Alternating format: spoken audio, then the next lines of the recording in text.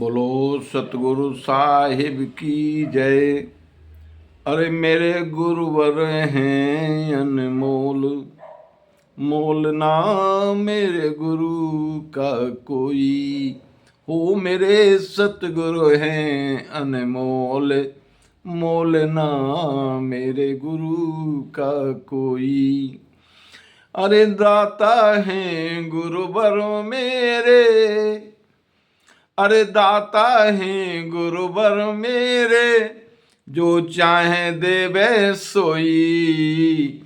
अरे मेरे गुरु तो हैं अनमोल, ओ मेरे सतगुरु हैं अनमोल, मोल ना मेरे गुरु का कोई। देखिए, गुरु की तुलना नहीं की जा सकती। गुरु अनमोल है, अमूल्य हैं। कोई मूल्य नहीं है गुरु का, बशर्ते कि जीव को गुरु मिल जाए। गुरु मिलता है तो भेद बताता है, सुख के साधन जुटाता है और तुम्हें इस भव सागर से पार होने के वो राज बताता है कि जिससे जीव सहज भाव से भव से पार हो जाता है।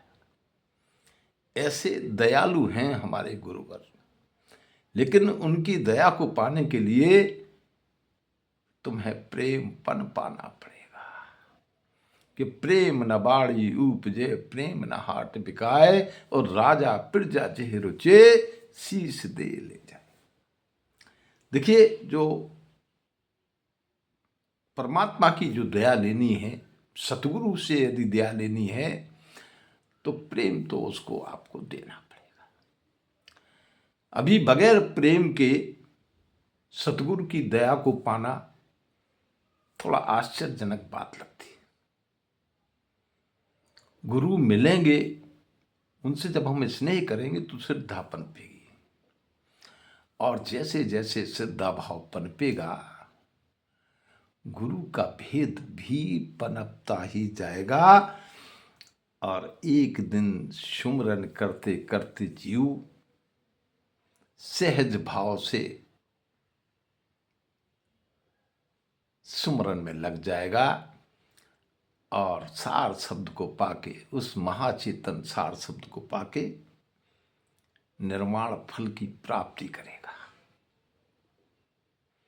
अब ये पाने के लिए गुरु से प्रेम जरूरी है, क्योंकि गुरु महिमा का वर्णन कोई आज तक कर नहीं पाया। गुरु पल में क्या करते, गुरु कल में क्या करते, गुरु अभी क्या करते, गुरु ही तो है। गुरु समान दाता नहीं, और याचक शिष्य समान, तीन लोक की संपदा सो गुरु दीनी दान। ऐसा दयालु, ऐसा दानी होता है गुरु। परमार्थी होता है, निस्वार्थी होता है। उसके मन में तो एक ही बात होती है कि प्रभु, हमारा ये जो शिष्य है किसी तरीके से इस संसार में जो फंसा हुआ है, संसार के इस फंसने से निवृत्त हो जाए, इस आवागमन के चक्र को तोड़ दे। क्योंकि आवागमन का जो चक्र है वो बड़ा कष्टदायी है। लिखा हुआ है शास्त्रों में कि जरा मरण से बड़ा कष्ट तो कोई है नहीं। देखिए, 9 महीने आप गर्भ में रहते हो, किस ताप में आपको गर्भ में रखा जाता है, फिर आपका जन्म होता है। जन्म होने के बाद पूरे जीवन भर इन 6 स्थितियों में जीव फंस जाता है, और उसको लगता तो ये है कि आज नहीं तो कल सुख मिलेगा, आज नहीं तो कल सुख मिलेगा, आज नहीं तो कल सुख मिलेगा। लेकिन दरअसल ये संसार दुखों का सागर माना जाता है। तो दुख के इस संसार में सुख की उम्मीद लगाना उचित नहीं माना गया। और सुख की उम्मीद यदि पूरी करता है तो वो सतगुरु है।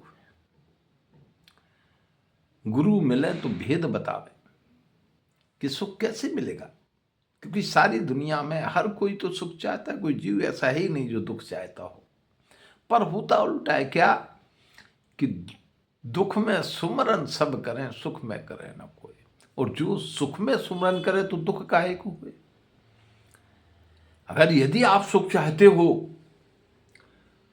तो सुख में सुमरन निरंतर जारी रखो, सुख भी निरंतर रहेगा। पर ऐसा होता नहीं, जब दुख होता है तो हम परमात्मा को याद करने लग जाते हैं, और जैसे ही उस दुख से निकले हम फिर सुख के सागर में डूब के और डुबकियां लगाने लगते हैं, उस आनंद को पाने लगते हैं। भूल जाते हैं कि प्रभु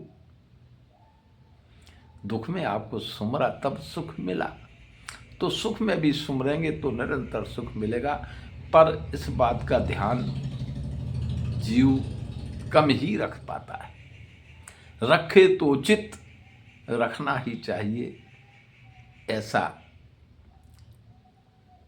विचार कहता है।